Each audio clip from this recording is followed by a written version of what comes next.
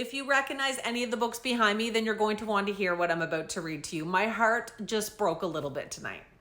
When Dementia Steals the Imagination of a Children's Book Writer. Robert Münch has dementia. I don't know how it's possible, but I just found this out tonight after reading this beautifully written article by Katie Engelhardt. I have read Robert Münch books to my own children and my classrooms for years, so I found this so upsetting.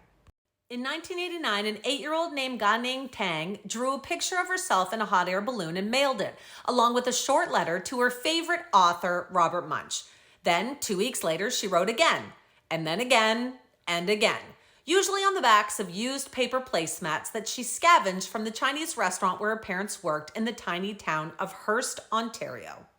By then, Münch had published nearly 24 children's books, including The Paper Bag Princess, Mortimer, and Love You Forever, a book that would outsell even Goodnight Moon and Where the Wild Things Are.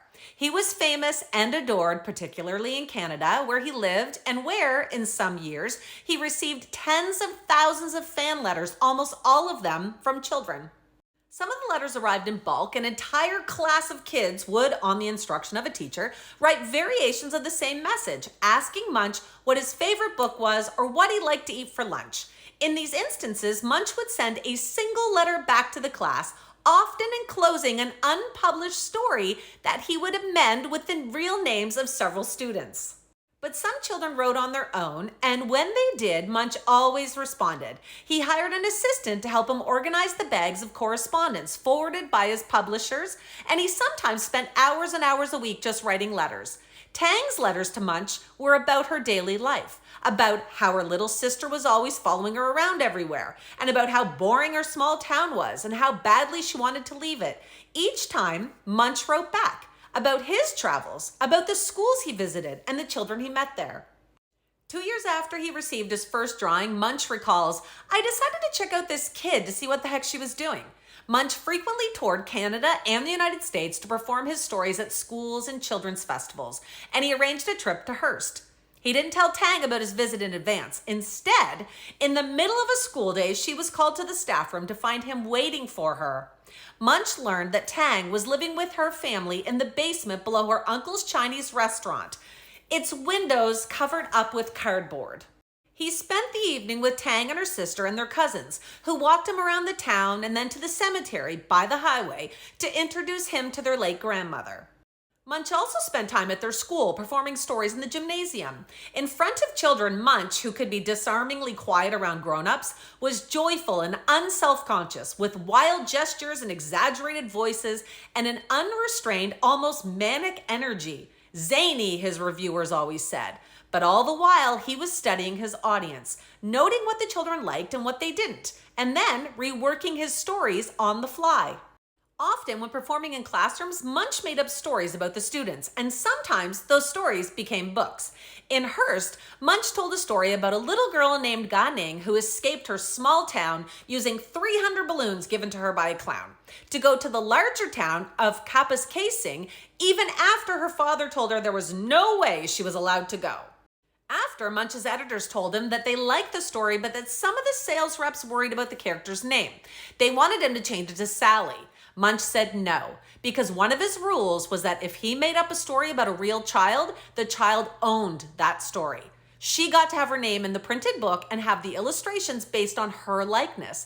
And so, in 1994, he published Where is Gan? It would become one of Münch's 85 published books, which have together sold 87 million copies in North America alone, making him one of the top-selling children's authors in history. Over the years, Tang continued writing to Münch every month, eventually addressing her pages-long handwritten letters to Uncle Bob and Aunt Anne, Münch's wife, and Münch continued to write back, sometimes sending books he thought she might like. A murder mystery set in Northern Ontario, and Münch highlighted all the mentions of Hearst. A guide to playing badminton. In 2021, Münch asked Anne to write to Tang on his behalf, letting her know that at age 76, he had been diagnosed with dementia, and later with Parkinson's disease. His letters grew shorter and shorter, and then mostly stopped. When I visited Münch this summer at his home in Guelph, Ontario, there was a recent letter from Tang on the kitchen counter, next to some pill bottles, and on the wall, framed letters and drawings from other children.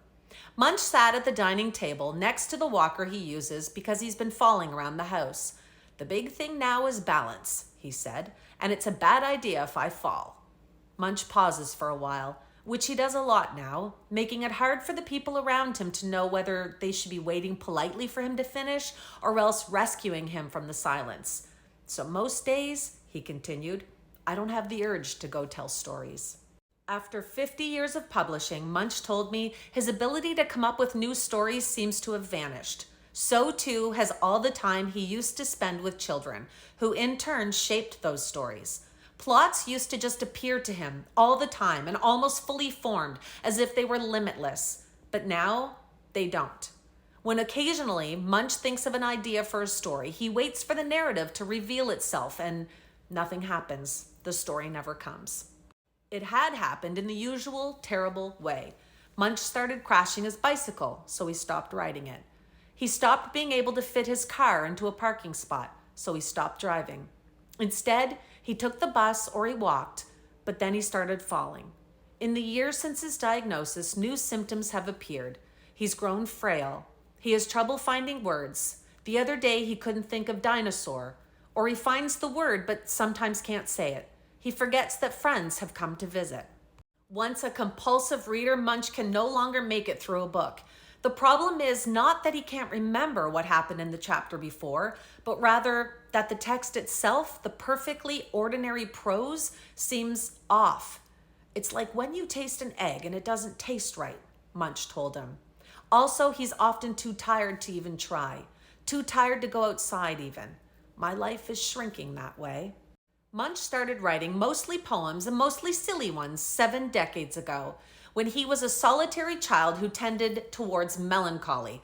"I'm not happy," he recalls saying over and over to his 10-year-old self in the mirror. He was born in Pittsburgh to a Catholic family with 9 children, and he was, he says, sort of lost in the mix of things. Later, he would come to think that an unhappy childhood was not necessarily a bad thing for a children's writer. When he was 18, Munch decided to become a priest. He spent 7 years studying with the Jesuits, living atop a hill in Westchester County, New York, as part of his training. He was required to do good works, and one of them was to volunteer at a nearby orphanage. Munch concluded that he would rather work with children than be a priest, and that he was lousy priest material anyway, in part because his faith was wavering. "My faith wavered out the door," he said. Munch left the Jesuits and enrolled in the early childhood education program at Tufts University. That year, on a student placement, he told a group of preschoolers a made-up story about a little boy who would not go to bed, even after his father and his mother and his 17 brothers and sisters and 2 police officers with deep policeman-type voices asked him to. More than a decade later, the story would be published as Mortimer. When Munch graduated in 1973, he took a job at a nonprofit daycare in Boston's Jamaica Plain neighborhood. There, while changing a diaper, he met a colleague, Anne, who would become his wife. "I discovered," Munch later wrote on his website, "that I could get the kids to shut up during nap time by telling them stories. But they had to be good stories. If he told a good story, the children would stay on their cots and eventually fall asleep. If he told a bad story, a boring story, or a prescriptive one, they would wander. The children wanted new stories every day." Sometimes other teachers would hear one of Munch's good stories and urge him to write it down, but he never did. Then, in 1975, he and Anne moved to Canada to work at the University of Guelph Family Services Laboratory Preschool. There, the school's director insisted that Munch write the stories down and gave him 2 months off to do it. In Munch's telling, he spent 2 months minus a day doing nothing at all, and then on the last day wrote 10 stories and sent them off to different publishers. Every publisher said no, except for a Nick Press, which agreed to publish Mud Puddle, about a mud puddle that jumps on a girl. More books quickly followed, including in 1980, The Paper Bag Princess, the first of Munch's books to be illustrated by his longtime collaborator, Michael Marchenko. For years, Munch had been telling a story to his preschool students about a princess named Elizabeth, who was saved from a fiery dragon by a brave prince. Then one day, Anne told him that she didn't like the ending. "Look around," she said. "There's a recession. There's hardship. Half the mothers in here don't have husbands. There are no princes to save anybody." Ding, Munch thought. The next time he told the story, it was Princess Elizabeth who outwitted the dragon and saved Prince Ronald, only to have Ronald complain that she was filthy and smelly and wearing a dirty old paper bag. The princess's clothes had been singed by the dragon's fiery breath. At the end of the story, Elizabeth famously tells Ronald, "You look like a real prince, but you're a bum," before dancing away into the sunset. And they don't get married after all. The paper bag princess sold more than 7.5 million copies. The ending worked because at a time when there were few girl heroes in picture books, it subverted an anticipated trope, and also kids liked the word bum. In 1985, Münch left teaching to write and perform full-time, mostly in public school classrooms. He would often show up unannounced, approaching the front desk with a letter in hand, explaining that such and such a teacher and her students had written to him, and that he had come to see them. Usually he stayed with the family of one of the school children, at first because he couldn't afford hotel rooms, but later because he found that families were a good source of stories. This is an actual photo of Robert Münch sitting in a classroom with some children he was talking to. Inside the classrooms, Münch gave a good show, but the shows were also part of the process because they inspired stories and then books, like Stephanie's Ponytail, about a little girl Münch met in a little farm town who had a nice ponytail coming out of the top of her head like a tree. Or Think Big, about a boy named Jamal who Münch met in Oklahoma at the army base where Jamal's father was posted and who insisted that because he was the oldest child in the family, he deserved the biggest bedroom. Sometimes during a reading, small children would interrupt, and sometimes those interruptions made their way into his work. Once, Münch was telling the story that later became Jonathan Cleaned Up. Then he heard a sound about a boy who keeps cleaning the living room only to have a subway train charge through the walls and drop off passengers. A boy in the audience shouted, "I'm the king of the castle!" And Münch said, "That's wonderful." And he gave the line to a character in a later book. Over time, the stories tended to grow slender. Their excess baggage was shed over dozens of retellings. Eventually, a story's plot would stop changing and it would settle down to the point that it could be turned into a book. The process usually required 50 tellings and could take as long as 20 years. Münch liked to say that he was not an author but a storyteller who sometimes wrote things down. During that time, while traveling and performing, Münch started drinking more and then drinking heavily, to numb his lifelong depression, to self-medicate his yet undiagnosed bipolar disorder and obsessive-compulsive disorder. In the mid-'80s, he joined Alcoholics Anonymous. Later, he agreed to see a psychiatrist, after Anne insisted, because he kept talking about wanting to hurt himself. Münch went on Prozac and then lithium. He found to his relief that the drugs helped his work. It wasn't true that his creativity depended on some kind of madness. And so he kept working. Later, Münch became a mainstay on the children's festival circuits where he appeared before crowds that could number in the thousands, before audiences of small rap children who were, in the words of his illustrator Marchenko, practically levitating in delight, practically howling along. Here, Münch told his most well-known tales, but also tried out new material. Sometimes it worked, but sometimes it didn't. If a story wasn't connecting with an audience, Münch would abruptly declare "the end" and move on. Even then, the children stayed with him. The classic Münch book, Münch says, does not try to teach a child anything or to improve them. "I write moral stories," he told me. His characters are not vessels for adult instruction or moral education or behavior modification. Naughty children do not learn lessons or get comeuppance. Sometimes early drafts of a story are more didactic, but over time, if I was trying to teach something, it got junked, along with any other silly adult things that didn't work. As Münch explained in a 1989 profile, I'm usually listening more to my audience than I'm listening to myself. If I was just listening to myself, I'd tend to write stories about adult concerns like acid rain, but I listen to kids and end up telling stories about pee or birthdays. A rare exception to the rule is Love You Forever, one of Münch's earliest books, published in 1986. It's sad, and there's a larger meaning behind it, albeit one that is mostly accessible to the adult reader. In the years before the book was published, Anne gave birth to 2 stillborn babies, a boy named Sam and a girl named Jilly. The couple would later adopt 3 children. In his grief, Münch composed a refrain: "I'll love you forever, I'll like you for always, as long as I'm living, my baby you'll be." One day at a reading in Guelph, Münch made up a story around that refrain. It was about a mother who sneaks into her baby son's room while he's sleeping so that she can hold him, and then keeps doing it even after the baby becomes a toddler, then a teenager, and then a grown man living in his own house. The mother drives to her son's house in the middle of the night and climbs through his window to be near him, until one day, when the woman is old and sick, and it is the son who must cradle his mother in his arms. Munch's publishers didn't want the book. They didn't think it worked as a children's story. So Munch brought it to Firefly Books. It started selling quietly across Canada and the United States. In 1994, the New York Times published an updated list of best-selling children's books, and the paper's editors were astonished to find Love You Forever at the top.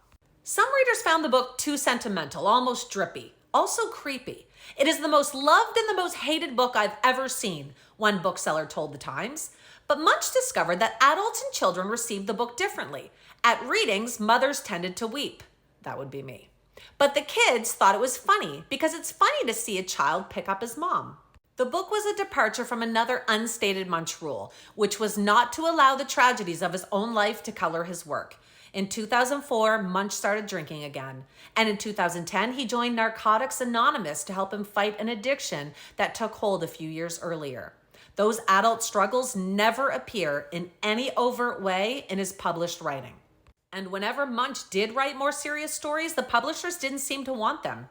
He told me about a story he had written about a little girl whom he met while performing at a children's hospital in Toronto around Christmas time. The girl died shortly after that visit, and Munch tried to imagine what happened to her next. The first threat to the stories came in 2008 when Munch had a stroke. I totally lost the stories, he said. When he woke up, he couldn't recall them. Munch withdrew, but then he started seeing a speech therapist who got him to practice his storytelling in front of a mirror. Over the next year, somehow they reappeared. Mixed up at first, but then disentangled and whole again. Munch visited a school near Guelph and asked if they could try telling stories to the first graders. It wasn't his best performance, but he was able to get through it. He started touring again, though less than before. By the time of his diagnosis, he had stopped for good. He stopped coming up with news stories too, with the exception of a single day in 2023. Munch was thinking about a woman he knew, Ruth, who was in her 90s and lived nearby with her sister Barbara, and who had recently been admitted to the hospital. Then I started thinking about what if she had gone to the hospital when she was 6 years old, and a story came to him.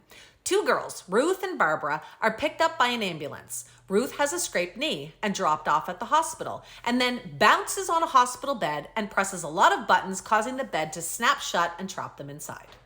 After the course of several days, he wrote it down and revised it, not in front of real children as he used to, but before a chorus of imaginary children, calling out, growing bored, interrupting. When his editor read the first draft, she was flabbergasted. Nobody could really explain it, much less Munch, because by then, it had been years since he had come up with anything new. It just sort of happened, he said. The story was published in 2024 as Bounce. He has not written anything since.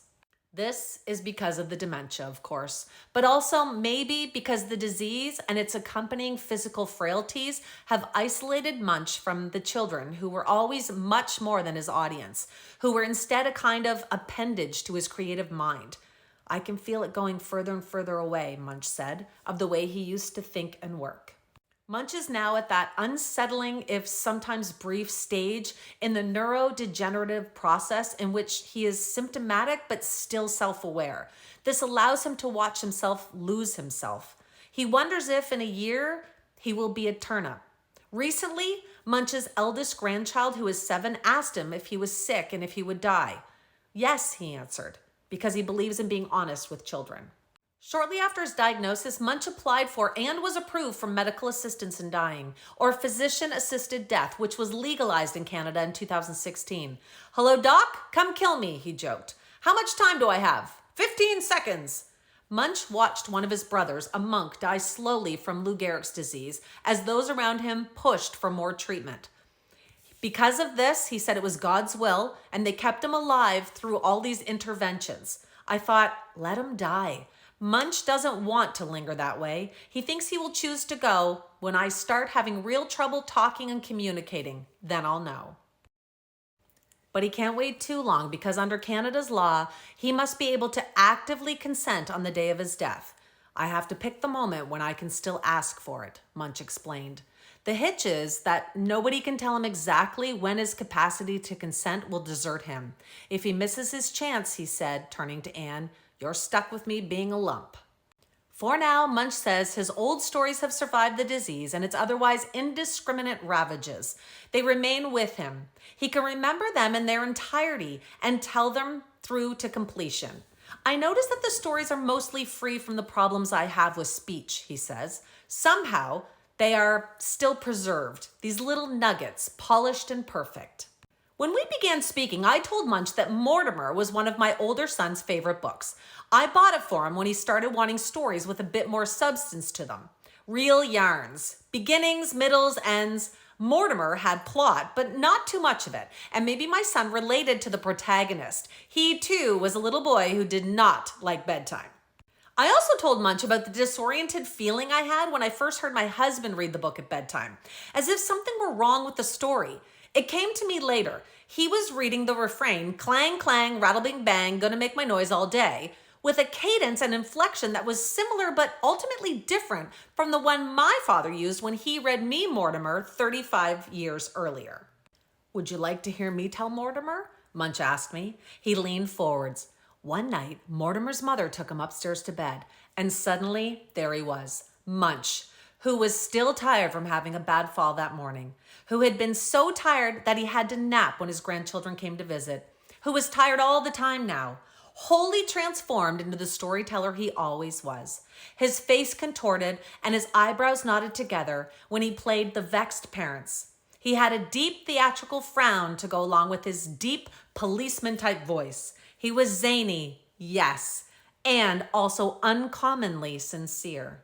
I laughed the entire way through. I also realized that I had been doing the story all wrong with my son, that the refrain in the book was not meant to be read, but rather to be sung, and really to be bellowed, as Munch bellowed it in a voice so loud and liberated that it quivered in the air. Then the story veered towards its ending, and Munch sank back into his seat. And upstairs, he said quietly, Mortimer went to sleep. Thank you, Robert Munch, for all of these beautiful masterpieces you have left for our children. I loved reading them to my own children and then to my own classroom, and I'm sure they're going to be read by generation after generation for years to come.